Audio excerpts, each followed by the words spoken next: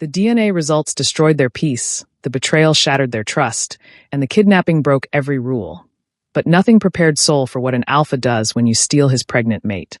Kang Min-ju thought he understood danger. He'd spent 15 years navigating Seoul's underworld, where betrayal was currency and violence was language. He'd built an empire on calculated risks and cold precision, survived assassination attempts, government raids, and rival factions' ambitions. But nothing, absolutely nothing, prepared him for the terror of having something precious to lose. 6 months after claiming Lee Min-suk as his mate and adopting Jaehoon as his son, Min-ju had learned what true vulnerability felt like. Every morning he woke to Min-suk's warmth beside him and Jaehoon's babbling from the nursery. He felt the weight of responsibility settle heavier on his shoulders. Love, he discovered, was the most dangerous thing he'd ever possessed. His enemies had learned that too. The test results came back, Kim Jae-sung said, sliding the envelope across Min-ju's desk with an expression that promised nothing good. You're not going to like this. Min-ju opened it with steady hands, years of control keeping his face neutral even as his world tilted. DNA analysis. Probability of paternity, 0%. Choi Tae-hyun was not Jaehoon's biological father. Impossible, Min-ju said flatly. Min-suk wouldn't lie about. There's more. Kim's voice held something Min-ju couldn't identify. Something that should have been his first warning. Choi's lawyers are filing for custody anyway, claiming the false paternity constitutes fraud, and as an alpha, he has rights to. Rights to nothing. Min-ju's eyes flashed gold. Jaehoon is legally mine. The adoption is final. They're challenging it. And sir, Kim hesitated. The government task force is requesting your presence for questioning. About your organization's activities. They have very detailed information. Min-ju felt it then, the first cold touch of coordinated attack. Multiple fronts, perfect timing, inside information. Someone close had betrayed them. And Seoul was about to learn what happened when you declared war on a bonded alpha's family. Before I tell you what happens next, subscribe to Starry-Eyed Lovers, and tell me where you're watching from. Min-ju walked into their penthouse suite carrying the DNA results like a live grenade, finding Min-suk curled on the couch with Jaehoon asleep against his chest. The picture of domestic peace, his Omega reading while their son napped, afternoon sunlight painting them golden.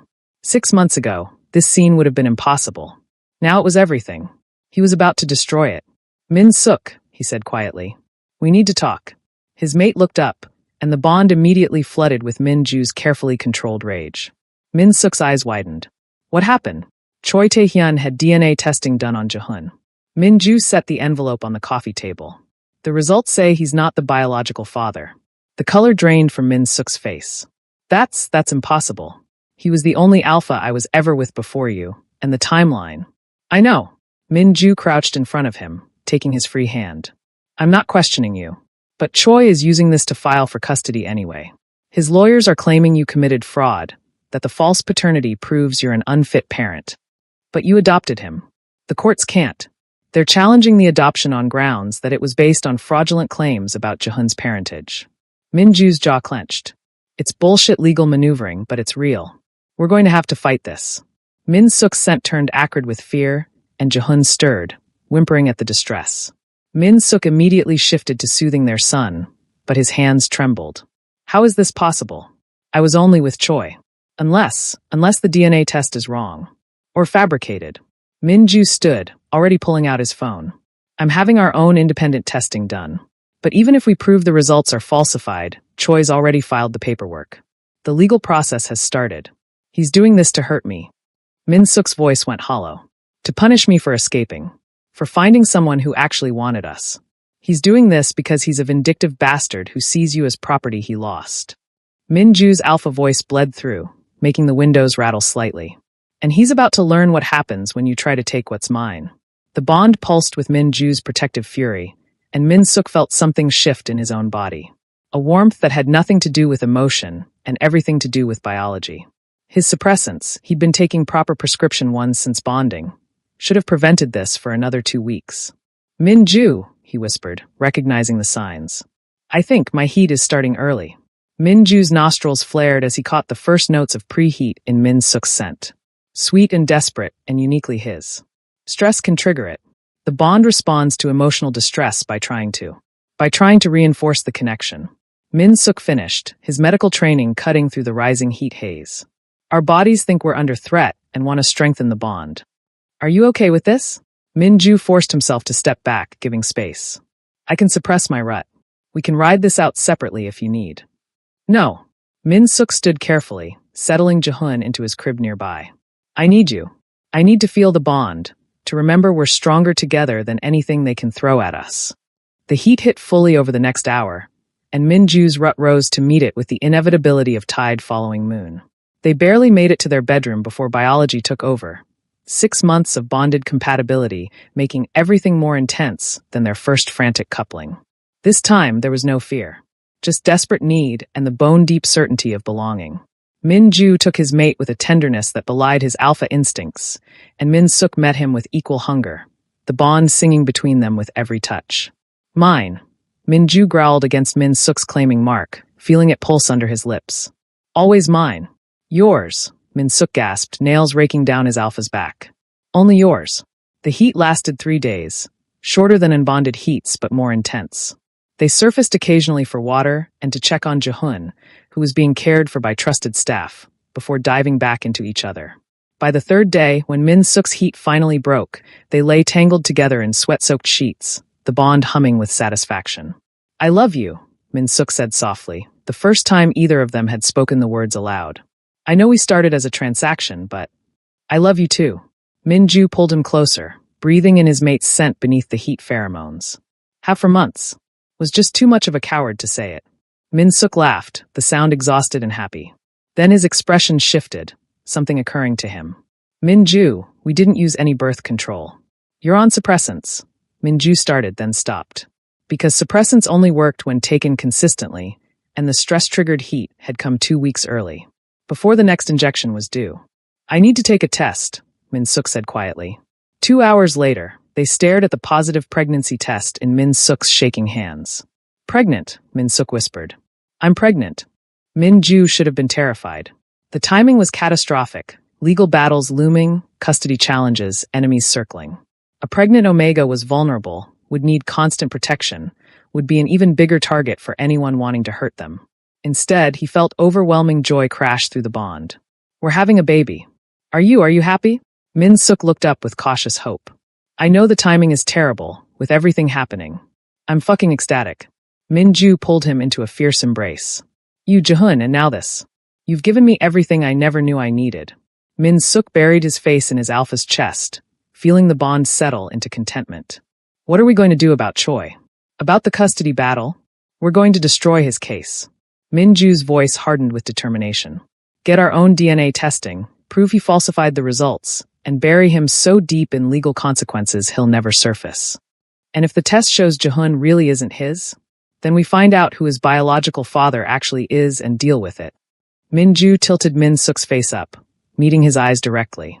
But nothing, absolutely nothing, changes the fact that Jehun is our son. Biology doesn't make a father. Choice does. And I chose him the moment he crawled into my office. Min-suk kissed him softly. We're going to get through this. Yes, Min-ju agreed. We are.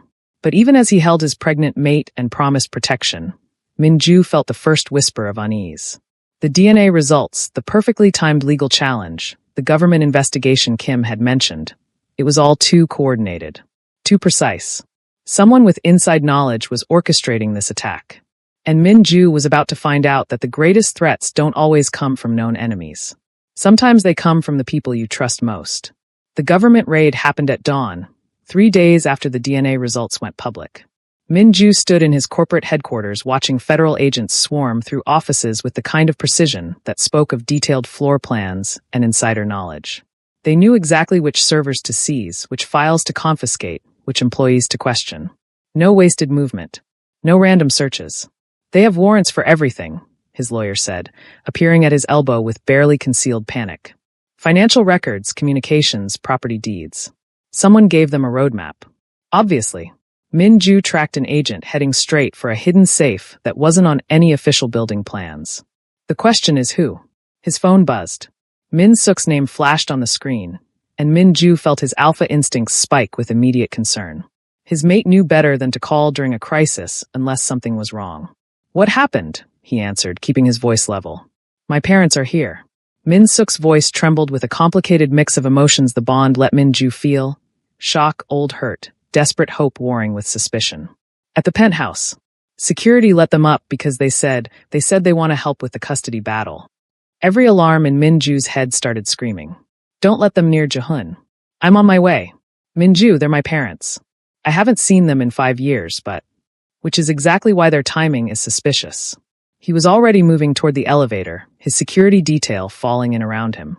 Government raids my businesses the same week your estranged family suddenly wants to reconcile? That's not coincidence. The silence on the other end told him Min Suk was thinking the same thing, but didn't want to believe it. Just be careful, Minju said, gentler now.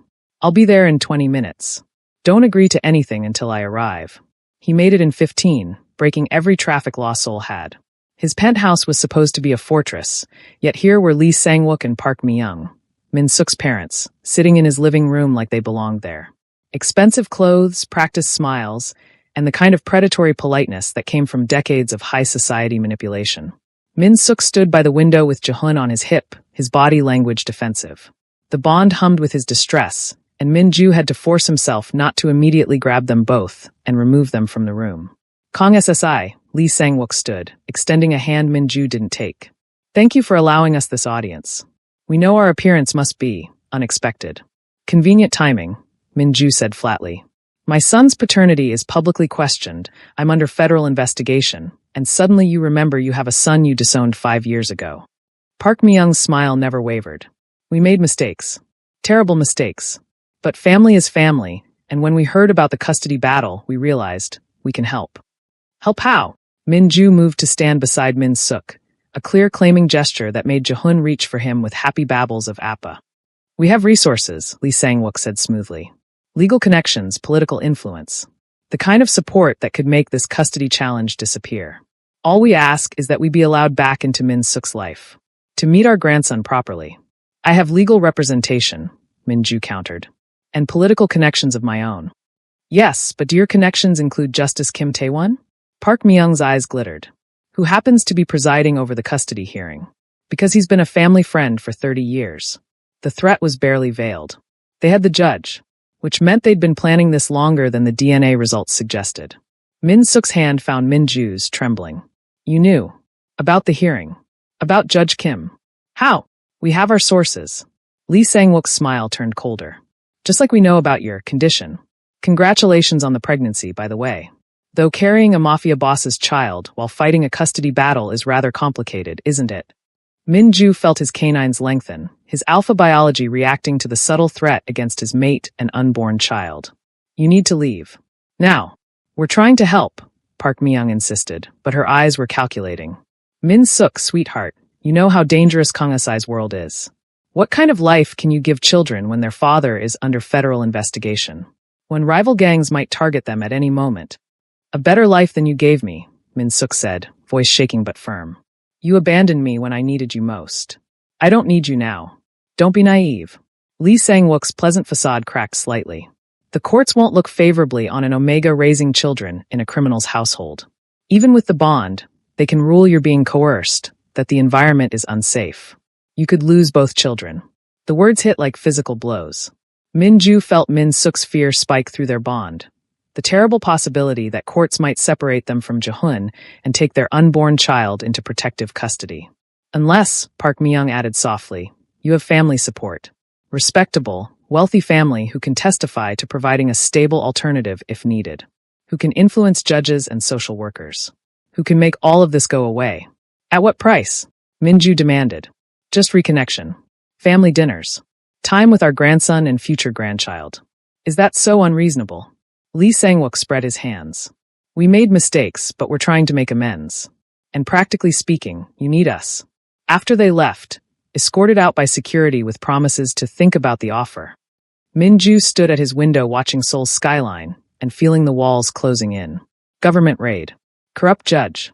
Min Suk's family suddenly offering help that felt more like a noose. And underneath it all, the DNA evidence that shouldn't exist because Choi Tae-hyun was Jehun's biological father. Min Suk had never lied about that, which meant someone had falsified the results. They're lying, Min Suk said quietly, coming to stand beside him. Jehun had been put down for a nap, leaving them alone with their fears. About wanting to reconcile. They don't care about me or Jehun. They want something. Access, Minju agreed. To my organization, my resources, or... He stopped, a terrible thought forming. To you. A bonded Omega is protected by pack law, but family can petition for guardianship if they prove the Alpha is unfit. Min Suk's hand went to his still flat stomach. They wouldn't. They would. Minju pulled him close, breathing in his mate's scent to calm his raging Alpha instincts. This is coordinated. The DNA results, the raid, your parents. Someone's orchestrating all of it. Who? I don't know yet. That admission tasted like failure. But they know enough about my operations to guide federal agents. They have access to medical records for the DNA test. They can influence judges and time attacks perfectly. Minju's jaw clenched. It's someone close. Someone I trust. The bond hummed with their shared fear as Min Suk pressed against him. What do? We trust no one, Minju said grimly. And we prepare for war. But even as he said it, he knew they were already surrounded. The question wasn't if the trap would spring. It was when, and how much they'd lose when it did. The file arrived at midnight, delivered by Minju's most discreet investigator with an expression that promised nightmares. You said to dig into the Lee family's past, the man said, sliding a worn folder across Minju's desk. I found something. You're not going to like it. Minju opened the file with hands that wanted to shake but didn't.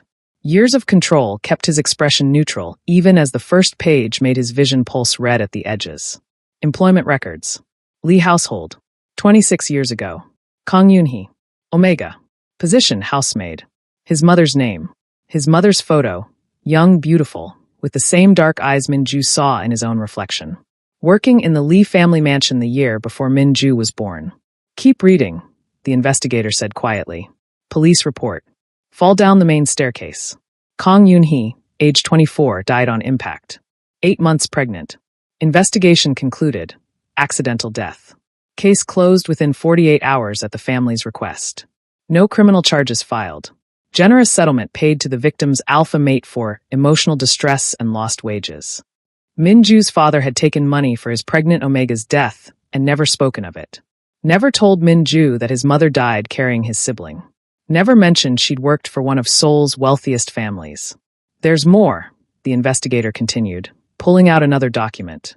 Medical examiner's preliminary notes before the case was closed.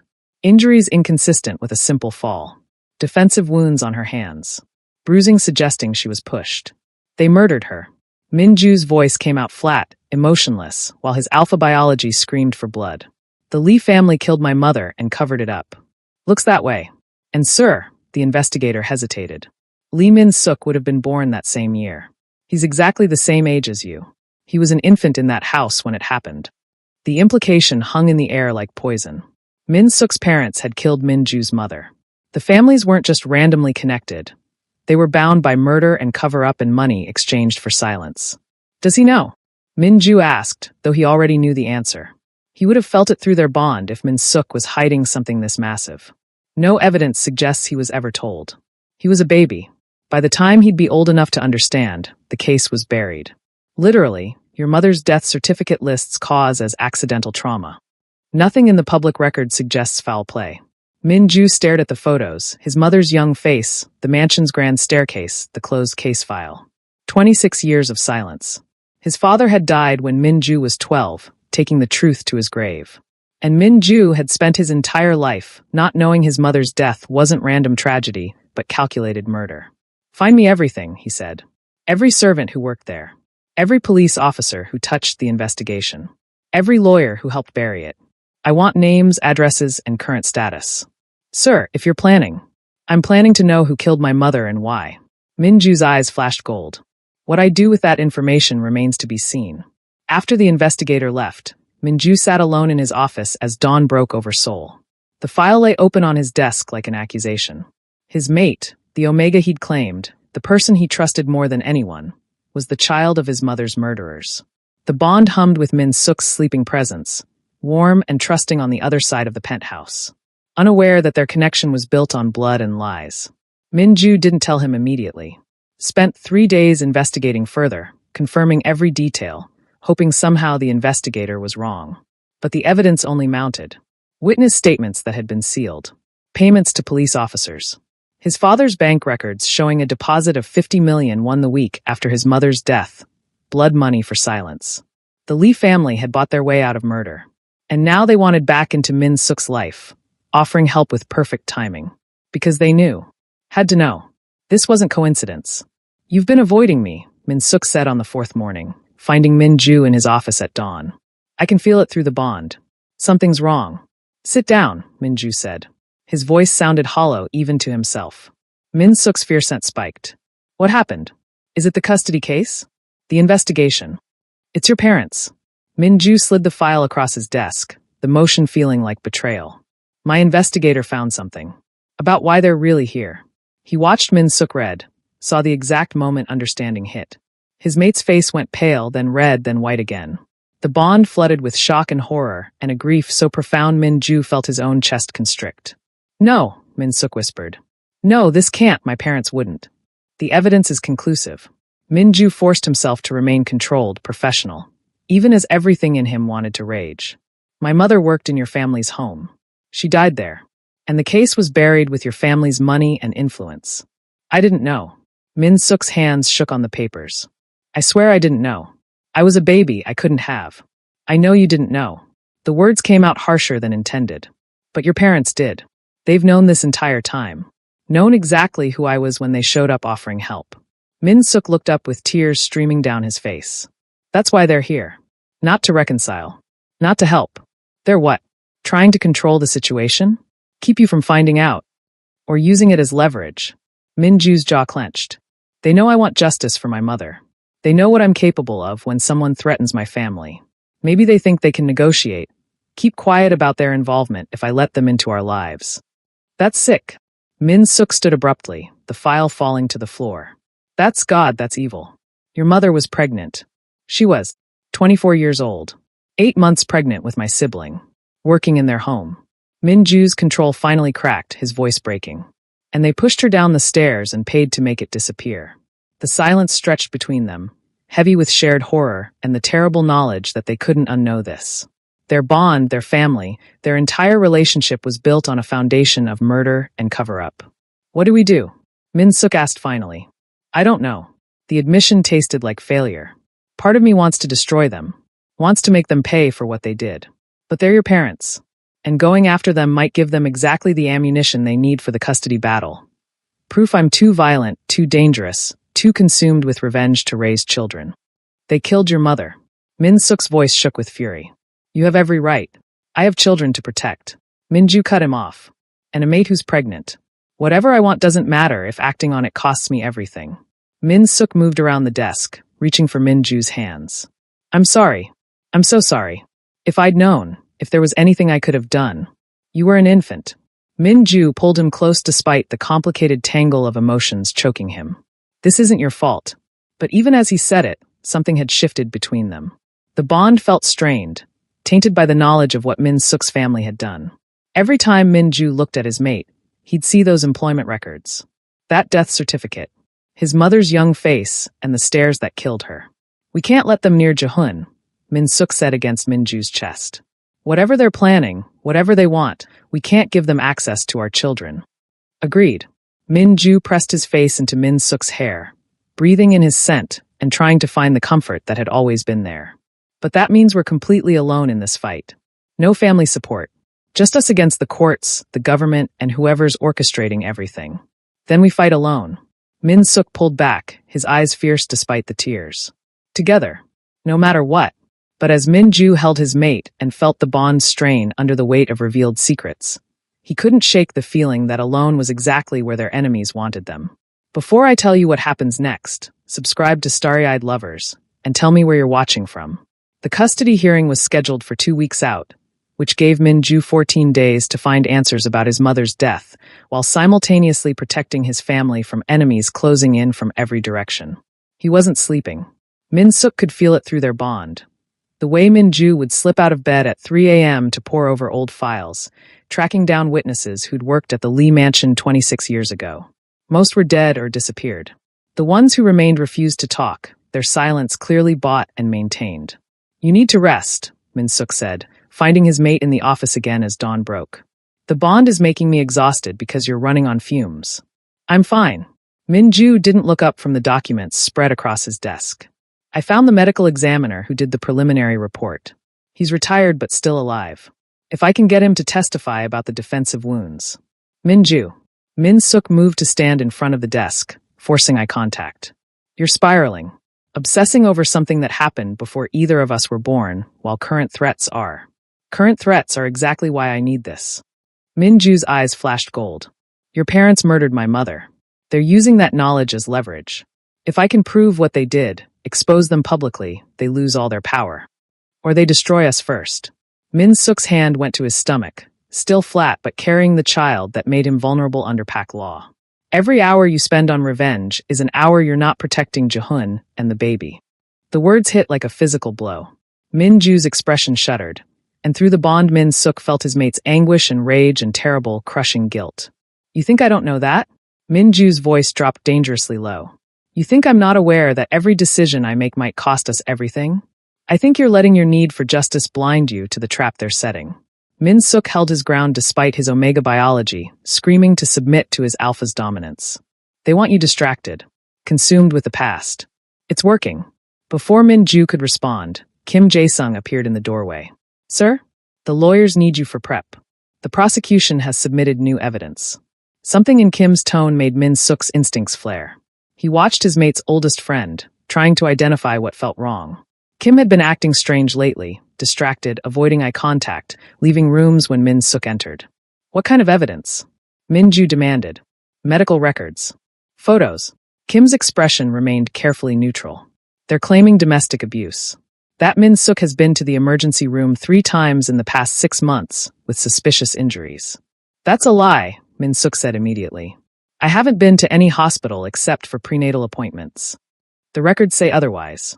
Kim slid a tablet across the desk. Fractured wrist. Bruised ribs. Concussion. All treated at Seoul National under your name and resident ID number. Min Suk stared at the fabricated medical files with dawning horror. They were sophisticated.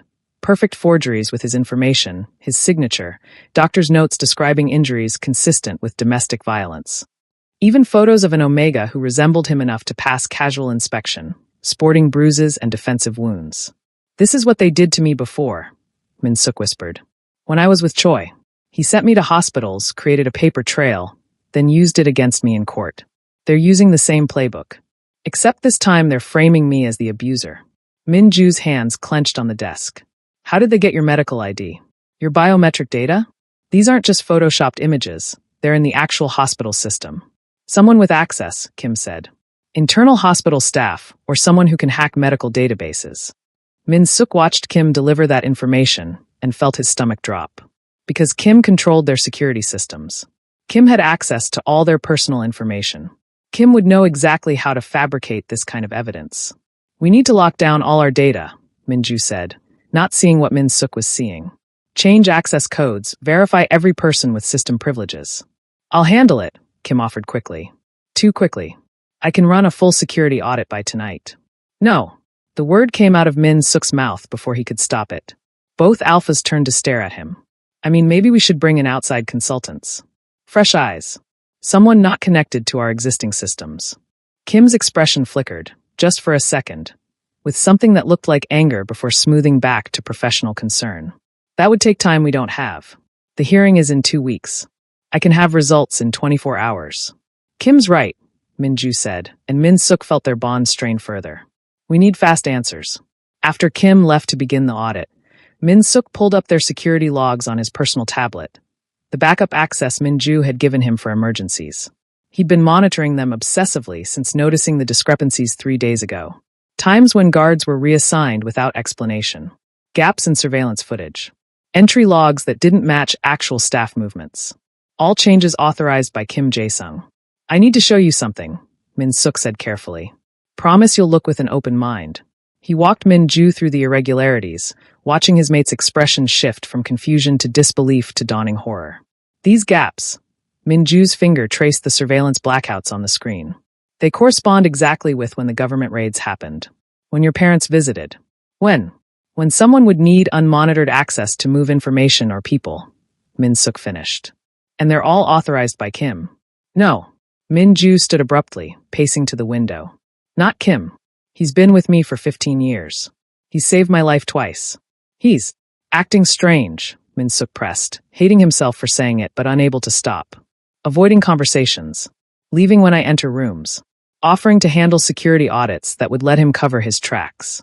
You're paranoid because of what Choi did to you. But Min-ju's voice lacked conviction. You're seeing betrayal where there's just stress and coincidence. Am I? Min-suk pulled up another file. This is Kim's financial records from the background check you run on all employees. Look at the deposits from 3 months ago. Right when the DNA evidence would have been collected. The numbers were damning. Large deposits from shell corporations. Money Kim couldn't explain with his legitimate salary. Min-ju stared at the screen for a long time, his expression carefully blank. Through the bond, Min-suk felt his mate's world cracking apart. Kim wasn't just an employee. He was the closest thing Min-ju had to family. The one person he'd trusted absolutely in a world of constant betrayal. We need to verify this, Min-ju said finally, voice hollow. Quietly. If Kim is compromised, confronting him directly could. His phone rang. The lawyer, frantic. Turn on the news. Channel 7. Now. Min-suk grabbed the remote, and they both watched their lives explode across the screen in real time. Press conference. Choi Tae-hyun standing beside the Lee family looking somber and concerned. Behind them, blown-up images of the fabricated medical records. Photos of Min-suk's injuries. Expert testimony about domestic violence patterns in Omega Alpha bonds. We're not trying to destroy anyone, Lee Sang-wook said to the cameras. We just want our son and grandson safe. Kang Min-ju is a dangerous man with a violent history. The evidence speaks for itself. This is a coordinated character assassination, the lawyer said over the phone. They've timed it perfectly. 2 weeks before the hearing, maximum media coverage, public opinion turning before we can mount a defense. How did they get the medical records to leak? Min-ju demanded. Those were supposed to be sealed until. He stopped. Looked at Min-suk. They both knew. Someone had leaked them. Someone with access to their legal strategy, their evidence, their defense plans. Someone they'd trusted completely. Find Kim, Min-ju said into the phone, his voice turning to ice. Now. And lock down everything, files, systems, accounts. Nobody accesses anything without my direct authorization. Not even my inner circle. But when security went to find Kim Jae-sung, his office was empty. His computer wiped. His personal phone disconnected. And a USB drive left on his desk with a single file, a video message. Min-ju played it alone, not wanting Min-suk to see until he knew what it contained.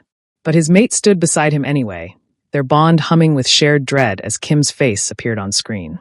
If you're watching this, you figured it out, Kim said, his expression neutral. I'm sorry, Min-ju. But some opportunities are too good to refuse. Your enemies made me an offer I couldn't turn down. Money, legitimacy, a clean slate. All I had to do was give them what they needed to destroy you. The video cut to surveillance footage, Min-suk's medical appointments, Jaehoon's daycare schedule, Min-ju's personal calendar. Everything. 15 years of trust converted to ammunition. I held off as long as I could, Kim continued. But you made one fatal mistake. You fell in love. You became vulnerable. And vulnerable men don't survive in our world. They just drag everyone down with them. The video ended with coordinates and a timestamp for the next day. A meeting location. It's a trap, Min-suk said quietly. Obviously. Min-ju's hands trembled with the effort of controlling his rage. But we're out of options. Kim knows everything. Our security, our finances, our legal strategy. He can dismantle everything I've built. So what do we do? Min-ju looked at his mate, at the life they'd created together, at everything that hung in the balance. We prepare for war, and pray we're strong enough to survive it. But even as he said it, Min-suk felt their bond strain under the weight of betrayal. Because if they couldn't trust Kim, who'd been loyal for 15 years, who could they trust at all? Min-ju went to the meeting alone despite Min-suk's protests. The coordinates led to an abandoned warehouse in Incheon, cliché, but effective for what Kim clearly intended. A final conversation away from recording devices and witnesses. Or an execution. Min-ju arrived 30 minutes early with weapons he knew Kim would anticipate and contingency plans his former right-hand man would have already countered. 15 years of working together meant they knew each other's tactics intimately, which made this meeting either pointless or suicidal. He went anyway. Kim was waiting in the center of the empty space, looking older than Min-ju remembered. Tired. The fluorescent lights cast harsh shadows across features Min-ju had once trusted with his life. You came, Kim said, sounding genuinely surprised. You knew I would. Min-ju kept his distance, hand near his concealed weapon. 15 years together. You know how I think. I thought I did. Kim's expression twisted with something complicated. Regret maybe, or the ghost of old loyalty. But then you bonded that Omega and adopted a baby, and suddenly I didn't recognize you at all. So you sold me out. Min-ju kept his voice flat, controlled, even as rage pulsed through his veins. How long? How long have you been working with them? 3 months. Kim pulled out a cigarette, lighting it with steady hands. Choi Tae-hyun approached me first. Said he wanted revenge for being denied his child. Offered money. I refused initially. I'm not that mercenary. Then why? Because your Omega's parents sweetened the deal. Kim took a long drag, smoke curling between them like a barrier. They didn't just offer money. They offered legitimacy. A clean record, legal business opportunities, political connections. Everything you've always dangled but never quite delivered because you need people like me too dirty to leave. The accusation stung because it was partially true. Min-ju had kept his inner circle bound by shared guilt and mutual leverage. Insurance against betrayal. Apparently not effective insurance. You could have asked, Min-ju said. I would have helped you transition out. Given you resources to build something legitimate. Would you? Kim laughed bitterly. Or would you have found reasons to keep me close? Keep me useful? That's what you do, Min-ju. You collect people and use them and tell yourself it's protection when it's really just control. I trusted you. You owned me. Kim's eyes flashed with old resentment. There's a difference. And when they offered me actual freedom, not the conditional, leashed version you provide, I took it. Min-ju forced himself to process past the betrayal, to think strategically. What did you give them? Everything. Kim's smile was cruel. Security protocols, financial records, your legal strategy, personal schedules. Every vulnerability you have, they now know. The fabricated medical records? I provided Min Suk's biometric data. The surveillance gaps? My creation. The coordination between Choi, the Lee family, and the government task force? I facilitated all of it. The scope of the betrayal was staggering. Kim had systematically dismantled every defense Min-ju had built over 15 years. Why tell me this? Min-ju asked. Why not just disappear with your payment? Because I wanted you to know it was me. Kim's voice hardened. I wanted you to understand what it feels like to have someone you trust completely destroy you from the inside out. This is about more than money and legitimacy. Min-ju saw it now in Kim's expression, the deep, festering wound beneath the practical justifications. This is personal. You're goddamn right it's personal. Kim's control finally cracked, voice rising. Do you remember So-young? My Omega? The one who died 8 years ago.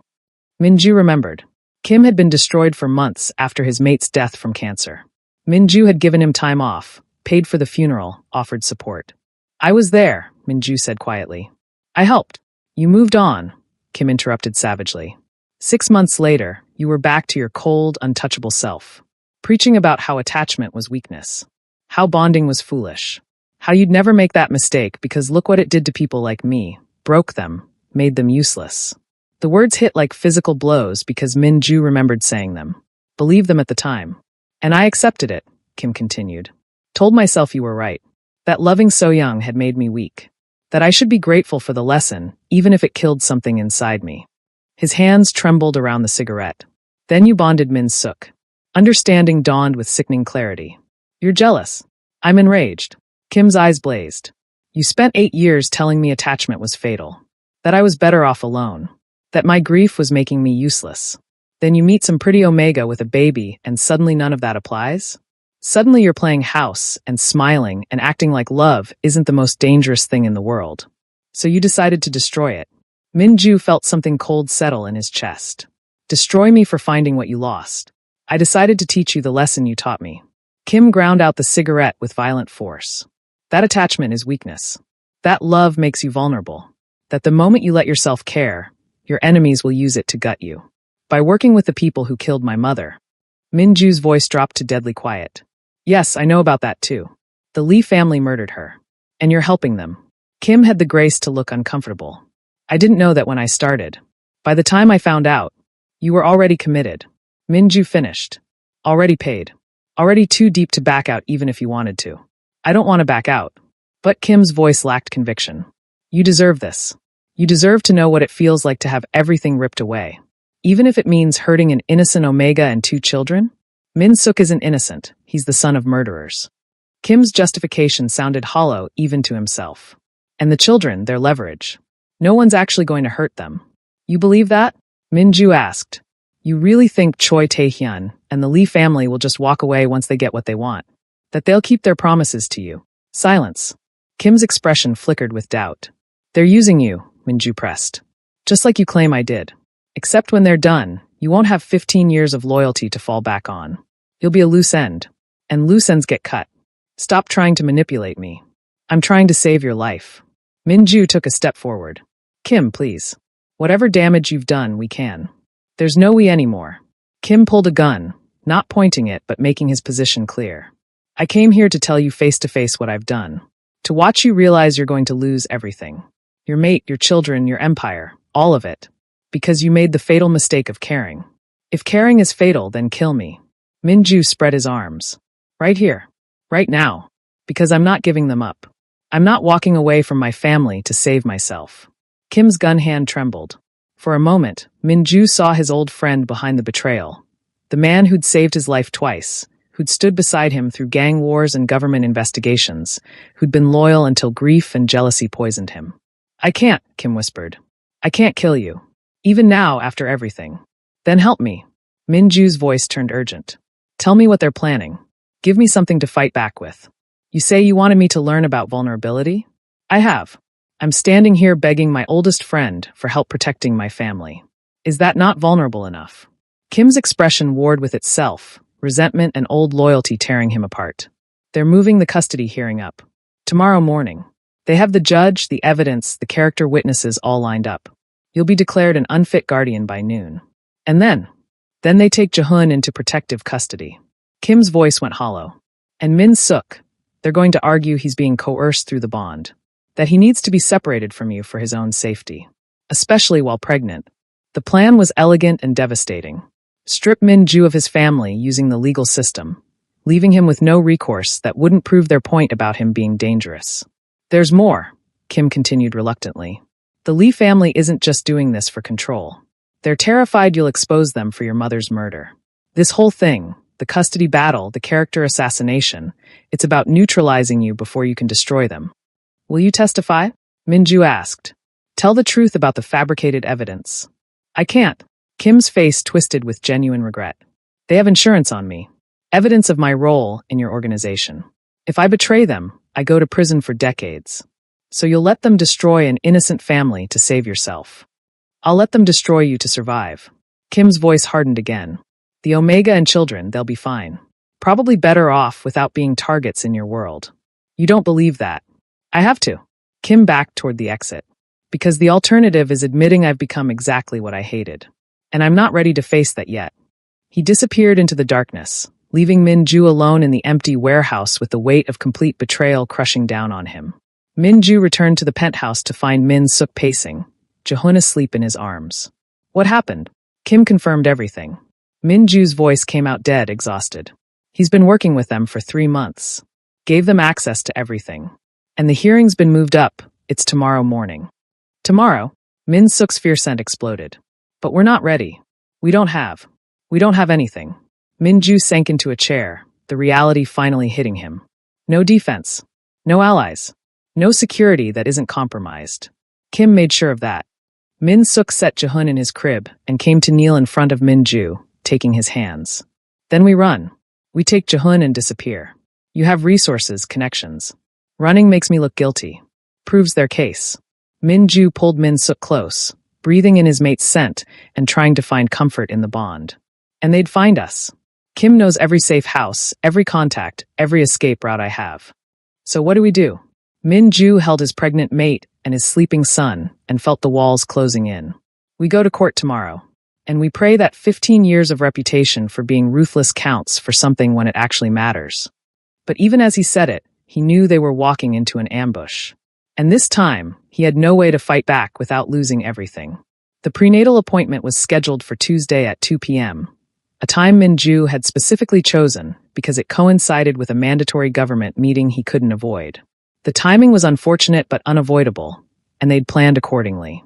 3 guards, Min-ju said for the 4th time that morning, checking Min-suk's security detail personally. Stay in public areas. Don't let him out of your sight. And if anything feels wrong, you call me immediately. We've got him, boss, Park Hyun-woo assured him. Park was one of their longest-serving security, someone who'd been with them since before the bonding. Someone Kim hadn't had time to corrupt. Min-ju hoped. I'll be fine, Min-suk said, pressing against Min-ju's side. The Bond hummed with his mate's mixture of nervousness and determination. It's just a checkup. Routine ultrasound. We'll be back before you're done with the prosecutors. Take your phone. Keep it on. And if your parents show up, I leave immediately. Min-suk had been through this briefing 3 times already. Min-ju, I know you're terrified. I can feel it through the bond. But we can't let them paralyze us with fear. Min-ju pulled his mate close, breathing in his scent, pressing a hand to Min-suk's stomach where their child grew.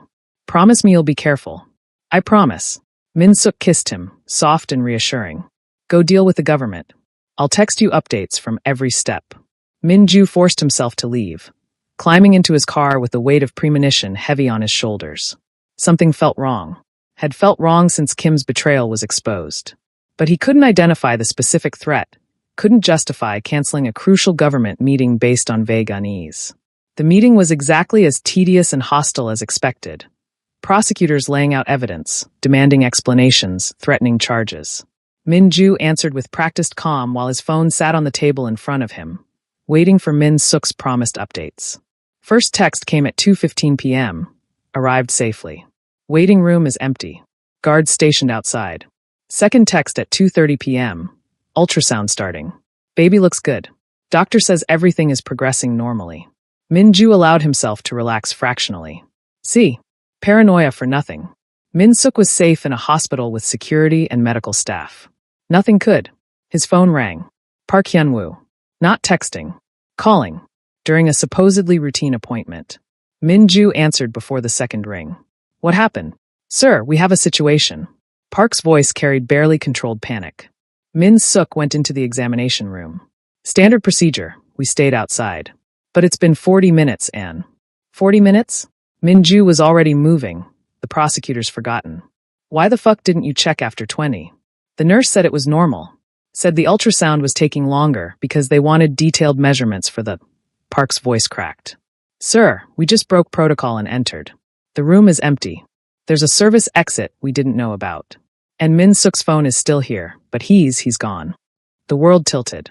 Min-ju's vision pulsed red at the edges as his alpha biology screamed made in danger, protect, find, kill. Lock down the hospital. Now. Nobody leaves. Check all security footage. And find out who that fucking nurse was. He was in his car before Park could respond, driving with a recklessness that would have killed anyone less experienced. His phone rang continuously, Park with updates, his lawyers demanding to know where he'd gone, government prosecutors threatening contempt charges for leaving mid-testimony. Min-ju ignored all of it except Park's increasingly desperate reports. The nurse was fake. Name badge stolen from an employee on vacation. No identification in the system. Service exit leads to a parking garage. Camera footage shows Min-suk being let out. He's walking on his own but looks confused. Drugged maybe. Vehicle is a white van. Plates are stolen. No tracking available. Each update felt like a knife between the ribs. They'd taken his mate. His pregnant mate. And Min-ju had let it happen because he'd been too focused on government prosecutors to protect what actually mattered. He made it to the hospital in 15 minutes. Park met him at the entrance with Min-suk's phone and something else. An envelope with Min-ju's name written in elegant script. This was left in the examination room, Park said. Pinned to the wall with a knife. Min-ju opened it with hands that wanted to shake but didn't. Inside, a single sheet of expensive paper with a typed message and a photograph. The photo showed Min-suk unconscious in what looked like a basement, his hands zip-tied, his body positioned carefully to show his vulnerable state without visible injury. Professional. Calculated to cause maximum emotional damage without giving Min-ju justification for immediate violence. The message was worse. Come alone to where your mother died, or the Omega and both babies die. You have until midnight. No police. No backup. No weapons. Just you, finally facing what you've been avoiding for 26 years. The Lee family mansion. The staircase where Kang Yoon-hee fell. Where everything began. Where everything ends. Come say goodbye to your mother properly. Or we'll send your mate, an unborn child, to join her. Min-ju read it twice, his alpha biology warring with his rational mind. This was obviously a trap. obviously designed to lure him into an ambush where he'd be helpless. Kim would have planned for every contingency, every weapon Min-ju might bring, every backup he might call. "Sir?" Park's voice seemed to come from very far away. "Orders." Min-ju looked at the photograph of his unconscious mate, at the message forcing him to confront his mother's murder, at the impossible choice they'd engineered with perfect precision. His phone buzzed. A video message from an unknown number. He played it, knowing it would destroy him, unable to stop himself. Min-suk, awake now but still restrained, in what was clearly the Lee family mansion's basement. The video was professionally shot, well lit, designed for maximum impact. Min-suk's eyes were wide with fear but also drugged confusion, his scent probably broadcasting distress that Min-ju could almost feel through the screen. "Min-ju."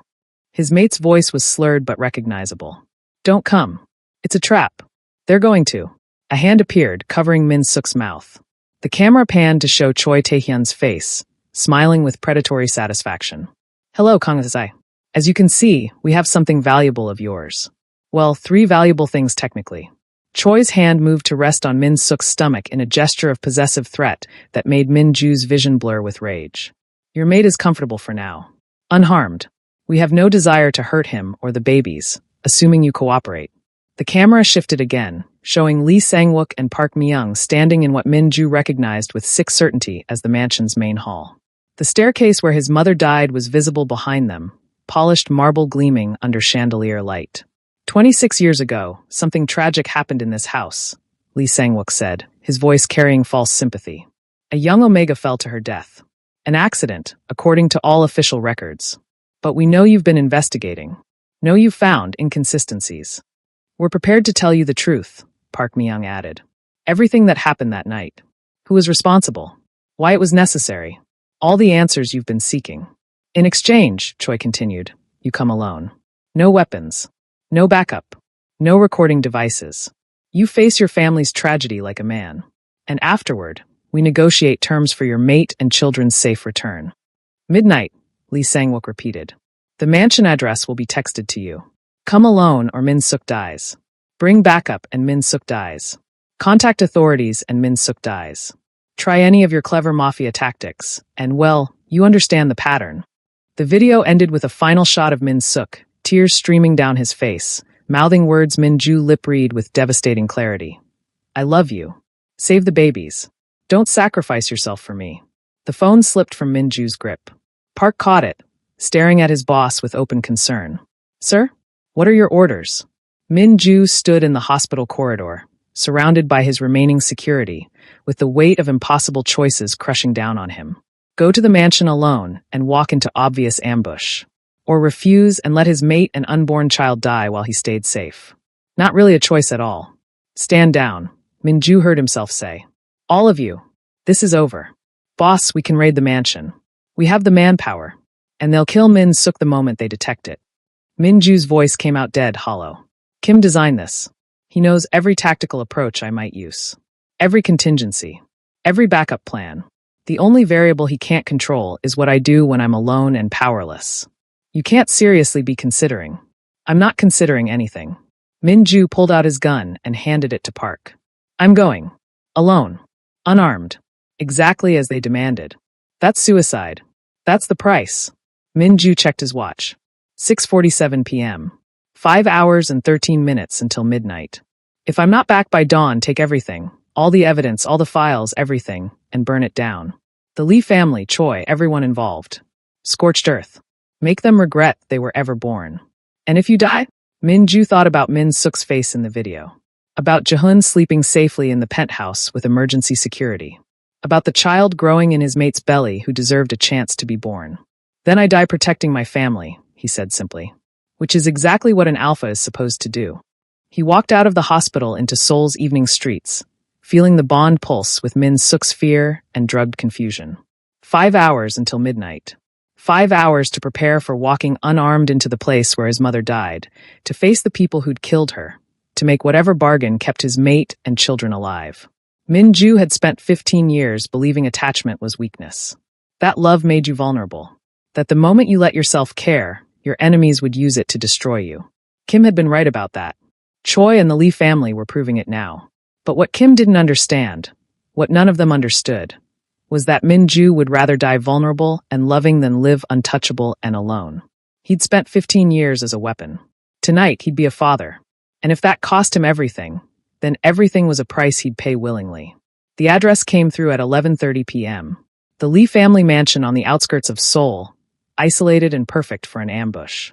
Min-ju drove there alone, unarmed, with nothing but his bond to Min-suk and the desperate hope that surrender might save the people who made his life worth living.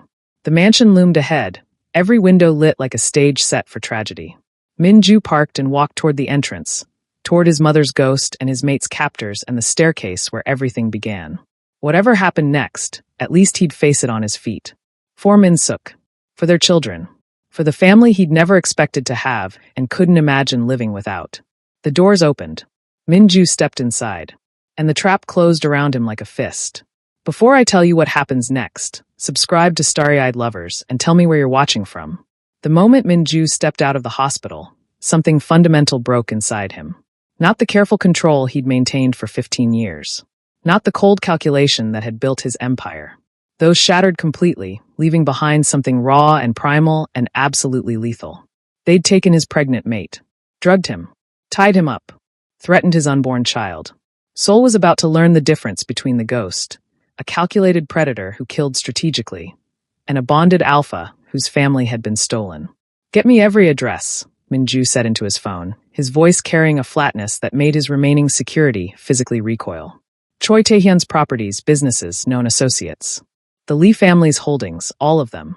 Every corrupt official who's been paid off. Every judge who took their money.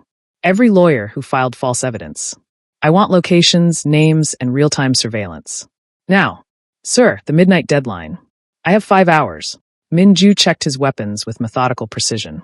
He'd told Park he was going unarmed. He'd lied. That's enough time to remind everyone involved exactly why they used to fear me. The first target was Judge Kim Tae-won's private residence in Gangnam. Min-ju didn't bother with subtlety or surveillance. He walked through the front door, literally through it, the reinforced with splintering under his alpha strength, and found the judge eating dinner with his family. Out, Min-ju told the wife and children, his alpha command brooking no argument. They fled. The judge tried to follow, but Min-ju's hand on his shoulder stopped him with crushing force. Kong SSI, this is, you can't just. How much did they pay you? Min-ju's voice was conversational, almost pleasant. To rig the custody hearing. To accept false evidence. To prepare to take my son from me. I don't know what you're talking about. Min-ju's fist drove into the mahogany dining table, cracking it down the center. Try again. And remember that my mate is currently tied up in a basement because of your corruption. So I'm not feeling particularly patient. The judge's face went white. 20 million won. They said it was just ensuring the child's safety. That you were dangerous, and where's the Lee Mansion security detail stationed? Min-ju interrupted. How many guards? What's their rotation schedule? I don't. They didn't tell me operational details. Then you're useless to me. Min-ju pulled out his phone, snapping a photo of the judge's terrified face. By morning, every prosecutor in Seoul will have evidence of your bribery. Your career is over. Your reputation is destroyed. And if my mate or child is harmed, I will personally ensure your family learns what happened to you. He left the judge sobbing in his broken dining room and moved to the next target. Prosecutor Yang, who'd been feeding information to the task force with suspiciously detailed knowledge of Min-ju's operations. Min-ju found him at his office, working late, and had a very brief conversation that ended with Yang providing names of every official who'd been compromised and the location of the backup security station monitoring the Lee Mansion. Then the corrupt social worker who'd filed false reports. The hospital administrator who'd helped create fake medical records. Each stop was swift and brutal, Min-ju extracting information or destroying credibility with equal efficiency. His people scrambled to keep up, and used to seeing their boss operate without the careful planning that usually characterized his approach. This wasn't strategy. This was a wildfire consuming everything in its path. Boss, you're leaving a trail, Park warned over the phone. Every place you hit, you're creating evidence that could. I don't care about evidence. Min-ju was already moving toward his next target, one of Choi's business partners who'd helped fund the conspiracy. They have my mate. They threaten my children. There are no rules anymore. The business partner, a real estate developer named Shin, tried to run when Min-ju entered his office building. Didn't matter. Min-ju caught him in the parking garage and had a very educational conversation about Choi's financial vulnerabilities and which offshore accounts were funding the operation. He's leveraged everything, Shin gasped, pinned against his luxury car. The kidnapping, the legal battle, it's bankrupting him. If this doesn't work, if he doesn't get control of Min-suk and access to your resources, he's ruined. Good. Min-ju released him with disgust. Tell Choi that if he hurts my mate, bankruptcy will be the least of his problems. I'll take everything, his businesses, his reputation, his life. And I'll make sure he watches it all burn before I kill him. By 9 p.m., Min-ju had torn through 8 locations, left a trail of terrified conspirators, and gathered enough intelligence to know the Lee mansion had 12 guards, rotating shifts every 4 hours, with the next change at midnight. Perfect timing for when they expected him to arrive helpless and alone. His phone rang. Kim Jae-sung. Min-ju answered despite every instinct screaming not to. You need to stop, Kim said without preamble. Whatever you're doing, this rampage through the city, you're making it worse. Worse than my pregnant mate being kidnapped. Min-ju's laugh was devoid of humor. Worse than my children being threatened? Please, explain how I could make this worse. They're watching you. Every move you make, they're tracking. And every act of violence gives them more ammunition for the custody case. You're proving you're exactly as dangerous as they claim. I am exactly that dangerous. Min-ju pulled up to his next location, a warehouse where the Lee family stored security equipment. I've spent 15 years pretending to be controlled. Civilized. But you know what I really am, Kim. You helped build this monster. I built a strategic thinker. Not a father. Min-ju cut the connection and entered the warehouse. 10 minutes later, the building was in flames, 5 guards were unconscious, and Min-ju had the access codes to the mansion's security system. Not that he planned to use them. Walking into the trap was still his best option for getting Min-suk out alive. But they didn't need to know he had that advantage. 10:15 p.m. Less than 2 hours until the deadline. Min-ju stood outside one final location.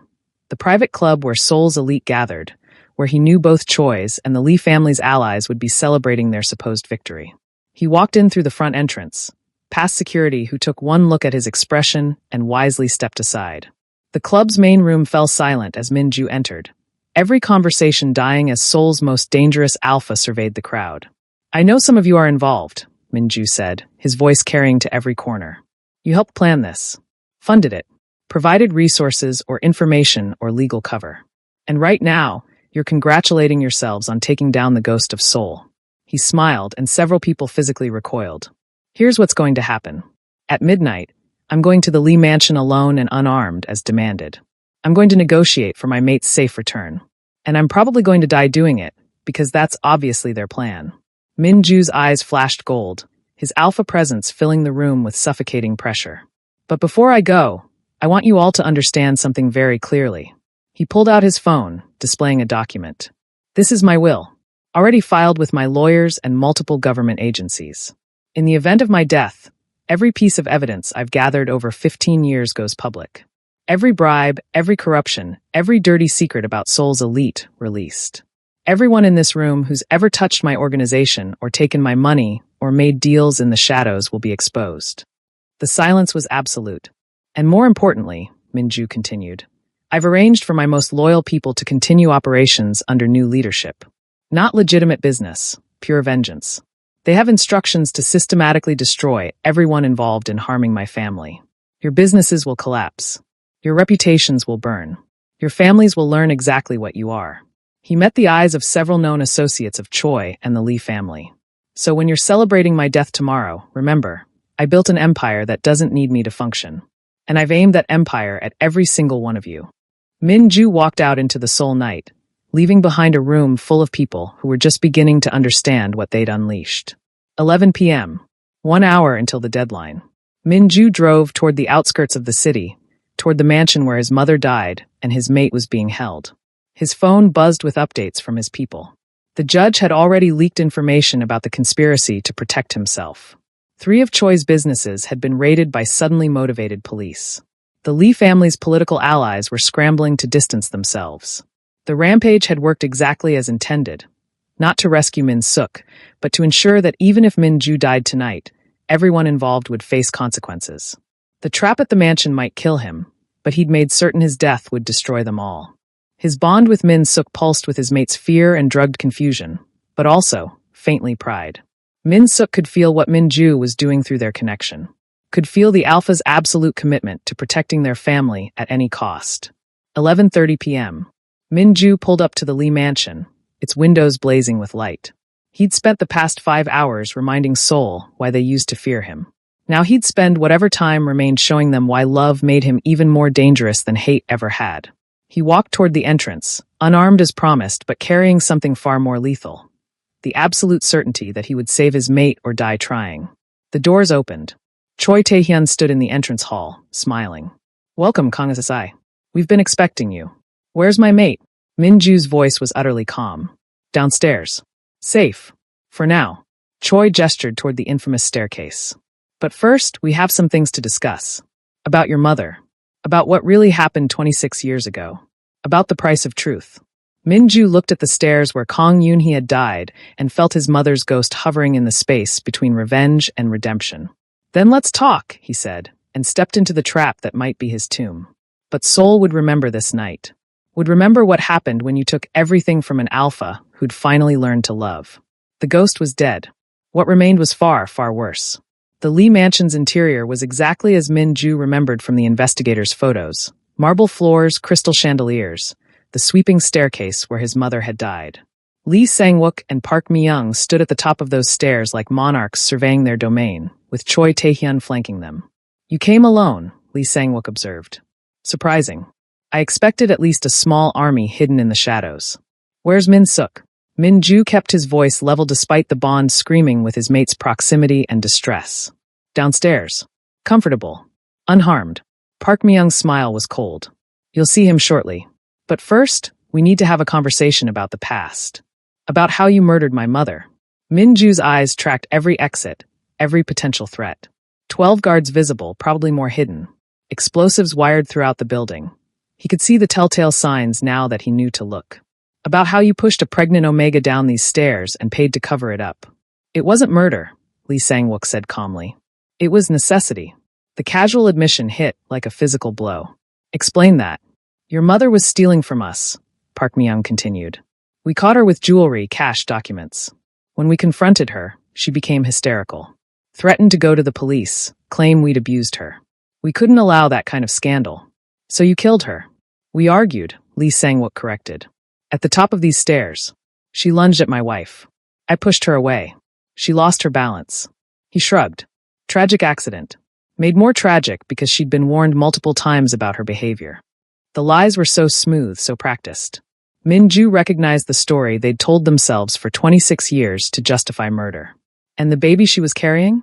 Min Ju's voice dropped dangerously low. "My sibling? Was that also just tragic?"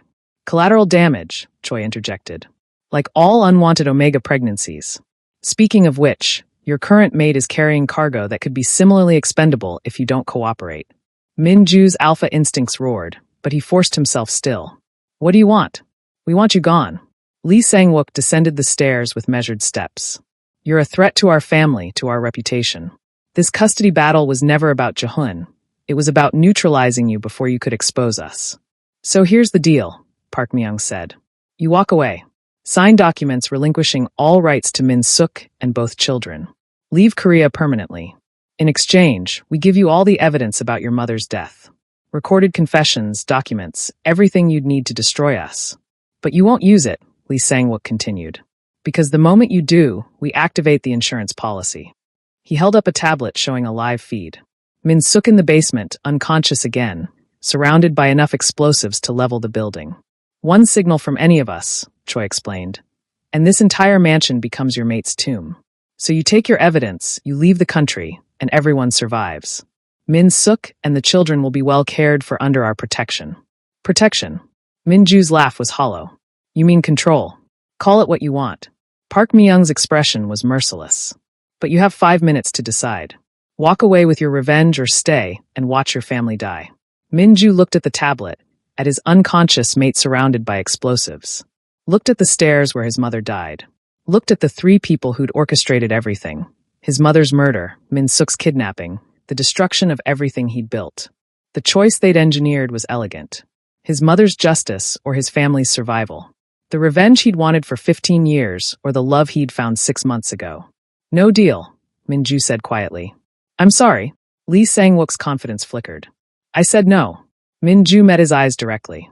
You're going to release Min Suk. Unharmed. Right now. Or I start killing everyone in this building until someone does. We'll detonate. Go ahead. Minju's voice carried absolute conviction. Blow the building. Kill Min Suk. Prove to everyone in Seoul exactly what you are. But I'll survive the explosion. Alphas are hard to kill. And I promise you, what I do afterward will make you wish you died with him. The three conspirators exchanged uncertain glances. This wasn't in their script. You're bluffing, Choi said. You love him too much to. I love him too much to let him spend his life as your prisoner. Minju took a step forward. So here's my counteroffer. Release him now, face justice for your crimes, and maybe, you survive the night. Or play your games, and I show you what happens when you give a desperate alpha nothing left to lose. You came here unarmed. Park Myung's voice wavered slightly. You can't. Minju smiled, and it was the most terrifying expression any of them had ever seen. Did I? The standoff lasted 3 heartbeats. Then Lee Sang-wook's hand moved toward the detonator in his pocket. Minju moved faster. He'd lied about being unarmed, had a knife strapped to his calf that metal detectors wouldn't catch. He closed the distance to Lee Sang-wook in 2 strides, the blade at the older alpha's throat before anyone could react. Call off the explosives, Minju commanded. Now. You'll never make it out, Choi said, but his hand moved to his phone. Guards are all ready. The building shook. Not from explosives, from something else. A deep rumble that made the chandeliers sway and dust fall from the ceiling. What? Park Myung's eyes widened. That's not supposed to. Another rumble. Louder. The staircase cracked, marble splitting down the center. The detonator, Minju realized with horror. Someone triggered it remotely. Impossible, Lee Sang-wook gasped. It's biometric locked to the 3 of Kim. Minju's blood ran cold. Kim had access to your systems. He's setting off the explosives. Min Suk. Minju released Lee Sang-wook and ran for the basement stairs as the mansion shook apart. Behind him, he heard the 3 conspirators scrambling for exits, heard guards shouting, heard the structure giving way. None of it mattered. Only getting to Min Suk before the building crushed them both. He made it to the basement as another explosion rocked the foundation. The room where they'd been holding Min Suk was filled with smoke and debris. Minju crashed through, calling his mate's name, feeling through the bond for. Empty. The restraints were cut. The explosives disarmed. Min Suk was gone. Looking for someone? A voice called from above. Minju looked up through the collapsing floor to see Min Suk climbing up a service shaft, covered in dust but moving with surprising strength and precision. I got myself out, his mate called down, voice shaking but determined. Learn some things from living with a mafia boss. Now move before the ceiling kills you. Minju scrambled after him, climbing through smoke and falling debris as the mansion collapsed around them. He caught up to Min Suk in what remained of the first floor, pulling his mate against him as another explosion tore through the structure. How? Minju couldn't form complete thoughts. You were unconscious, tied up. Was faking. Min Suk coughed, clinging to Minju. The drugs wore off an hour ago. I pretended to stay out, waited for an opening. When the explosion started, I used the knife I stole from Choi's pocket, picked it when he was positioning me for the photo, and cut myself free. You, Minju's brain stuttered. You pickpocket Choi? You're not the only one who can be resourceful. Min Suk grabbed his hand. Now can we have this conversation after we're not dying? They ran for the exit as the mansion came down around them. Made it to the front entrance just as the staircase, the one where Minju's mother died, collapsed completely in a shower of marble and crystal. Outside, emergency vehicles were arriving. Minju's security swarmed them, checking for injuries, reporting that Lee Sang-wook and Park Myung were trapped in the rubble. Choi had escaped but was being hunted. Minju barely heard any of it. He was too focused on his mate, checking him over with desperate thoroughness, hands roaming for injuries, for signs their baby had been hurt. I'm okay, Min Suk said, catching his hands. We're okay. Both of us. You saved yourself. Minju's voice broke. You didn't wait for me to rescue you. You saved yourself. Learned from the best. Min Suk pressed against him, trembling now that the adrenaline was fading. Though I was terrified the whole time that the plan wouldn't work. That I'd die before you got there. What plan?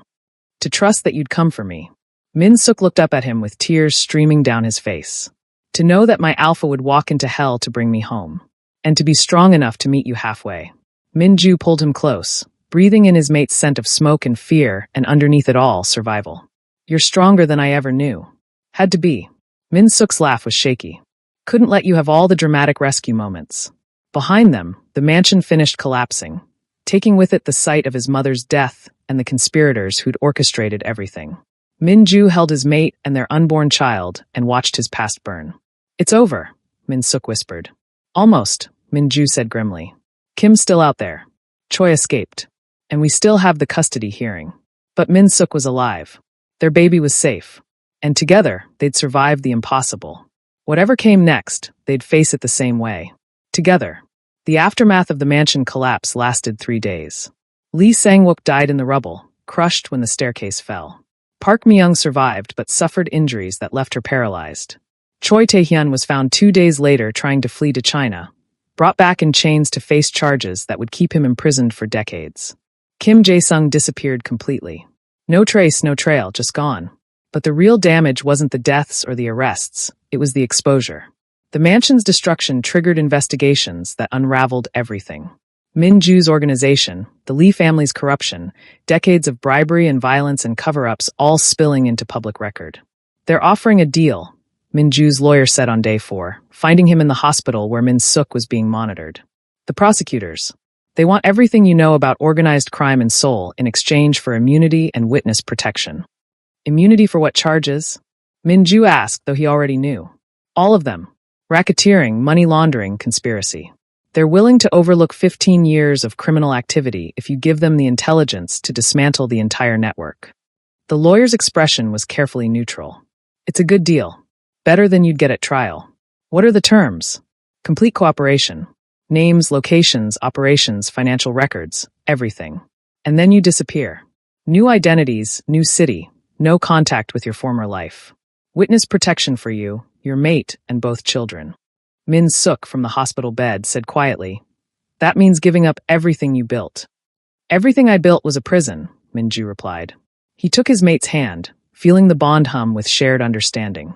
This is a chance at actual freedom. The lawyer looked between them. You have 48 hours to decide. After that, they proceed with prosecution. After he left, Min-suk shifted carefully, mindful of the monitors tracking their baby's heartbeat. Are you sure? Your empire, your reputation, everything you spent 15 years, means nothing compared to this. Min-ju pressed his hand to Min-suk's stomach. A week ago, I would have said my power defined me. That without it, I'd be nothing. But watching that mansion collapse, thinking I might lose you, I realized I've had it backwards my entire life. How so? I thought attachment made me weak. That needing people was vulnerability. Min-ju's voice roughened. But you saved yourself in that basement. You were strong when I couldn't protect you. And I'm sitting here realizing that loving you, having Jahun, this baby, that's not weakness. That's the only thing that's ever made me actually strong. Min-suk's eyes filled with tears. So we disappear?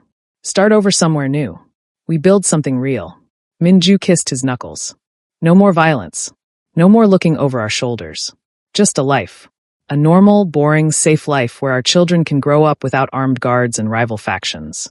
You'll hate being normal. I'll love being alive. Min-ju smiled, and it reached his eyes for once. With you. That's all I need. They took the deal. Min-ju spent 2 months in protective custody, giving prosecutors everything. Names of crime bosses across 3 countries. Location of offshore accounts. Details of operations that had remained hidden for decades. He dismantled his own empire piece by piece, watching 15 years of work unravel in depositions and evidence logs. It should have felt like defeat. Instead, it felt like shedding armor that had been crushing him slowly for years. The custody hearing was cancelled. Choi's parental rights were terminated based on his criminal charges. The falsified DNA evidence was exposed. Jahun remained legally Min-ju's son, though that name would soon disappear into witness protection. Min-suk gave birth 4 months later in a secure government facility, surrounded by federal agents instead of family. A daughter, 7 pounds, with Min-suk's delicate features and Min-ju's dark eyes. They named her Mina. New beginning. 3 weeks after her birth, they left Seoul forever. New identities, new city, new lives waiting to be built from nothing. 2 years later, Professor Kong Jun-woo stood at the front of his introduction to criminology class, watching undergraduates file in with the casual chaos of Friday afternoon. None of them knew their professor had once been Seoul's most dangerous alpha, that he'd built an empire on blood and violence before burning it all down to save his family. They just saw a slightly intimidating instructor who graded fairly and told disturbingly realistic stories about organized crime. Today we're discussing the psychology of criminal organizations, he said as the class settled. Why do people join them? What keeps them loyal? And what makes them walk away when others stay until death? The discussion ranged across theories and case studies. Min-ju, Junwoo now, always Junwoo, guided them through concepts he'd lived but could never admit. The weight of reputation. The trap of sunk costs. The moment when survival stops being enough. After class, he walked across campus to the small house the government had provided. Nothing like the penthouse. No marble floors or floor-to-ceiling windows. Just a modest home in a quiet neighborhood where no one cared about criminal empires or pack politics. It was perfect. Appa. Jae-hoon crashed into his legs the moment he opened the door. 7 years old now and full of endless energy. Appa, I got a gold star in reading today. Miss Lee said my essay was really good. That's wonderful. Min-ju scooped him up despite his protests that he was too big. What was it about? My family.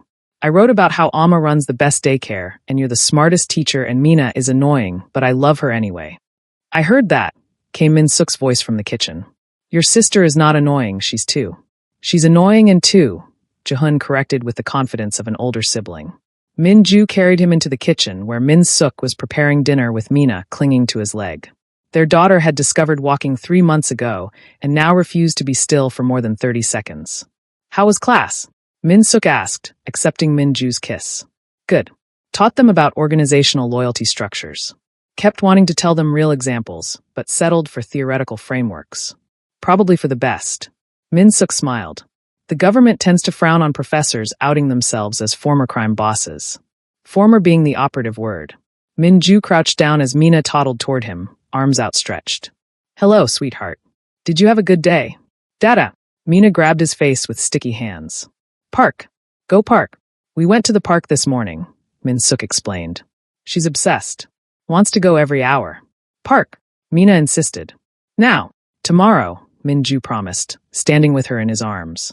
After Appa finishes work, we'll all go to the park together. They ate dinner at a table that had cost nothing compared to the furniture in his old penthouse, but meant infinitely more. Jae-hoon talked nonstop about school. Mina threw food with delighted shrieks. Min-suk's foot found Min-ju's under the table, the bond humming with contentment. After the children were in bed, Jae-hoon with a stack of library books, Mina after 3 escape attempts, Min-ju and Min-suk sat on their small back porch watching the sun set. Do you miss it? Min-suk asked quietly. The power. The empire. Being someone people feared. Min-ju thought about it honestly. Sometimes I miss the certainty, knowing I could solve problems with money or force. But then I think about what that life cost, the isolation, the constant vigilance, the way I'd forgotten how to be anything other than a weapon. And now I'm Professor Kong who teaches criminology and coaches Jae-hoon's soccer team and gets up at 2 a.m. when Mina has nightmares. Min-ju pulled Min-suk closer. I spent 15 years believing power was what made me valuable. That without it, I'd be nothing. You were never nothing. I know that now. Min-ju pressed his face into Min-suk's hair, breathing in the scent that still made his alpha biology sing with satisfaction. I was just too afraid to believe I could be loved for who I was instead of what I controlled. And now I understand I had it backwards.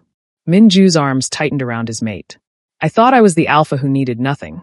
Spent years building walls and collecting power because needing people felt like weakness. But I was never meant to need nothing. I was meant to need everything.